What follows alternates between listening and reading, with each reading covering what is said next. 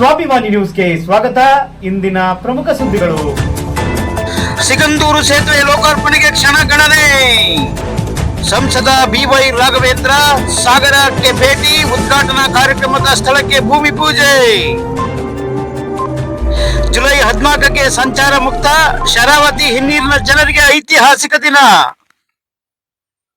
ಕಳೆದ 6-7 ದಶಕಗಳಿಂದ ಶರಾವತಿ ಹಿನ್ನೀರಿನ ಜನರ ಬೇಡಿಕೆ ಹಾಗೂ ಕನಸಾದ ಸಿಗಂದೂರು ಸೇತುವೆಯ ಲೋಕಾರ್ಪಣೆಗೆ ಕ್ಷಣಗಣನೆ ಶುರುವಾಗಿದ್ದು, ಜುಲೈ 14ರಂದು ಈ ಭಾಗದ ಜನರಿಗೆ ಐತಿಹಾಸಿಕ ದಿನವಾಗಿ ಪರಿಣಮಿಸಲಿದೆ.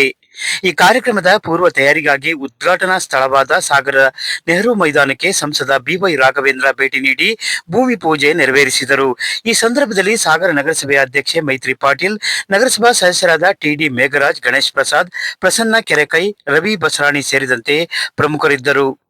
ರಾಷ್ಟ್ರದಲ್ಲೇ ಅತ್ಯಂತ ಉದ್ದದ ಸೇತುವೆಗಳಲ್ಲಿ ಒಂದಾದ ಸಿಗಂದೂರು ಸೇತುವೆ ಜುಲೈ 14ಕ್ಕೆ ಉದ್ಘಾಟನಾ ಕಾರ್ಯಕ್ರಮ ನಿಗದಿಯಾಗಿದ್ದು, ಕೇಂದ್ರ ಸಚಿವ ನಿತಿನ್ ಗಡ್ಕರಿ, ಪ್ರಹ್ಲಾದ್ ಜೋಶಿ ಆಗಮಿಸುವ ಸಾಧ್ಯತೆ ಇದೆ ಎಂದು ತಿಳಿದು ಬಂದಿದೆ.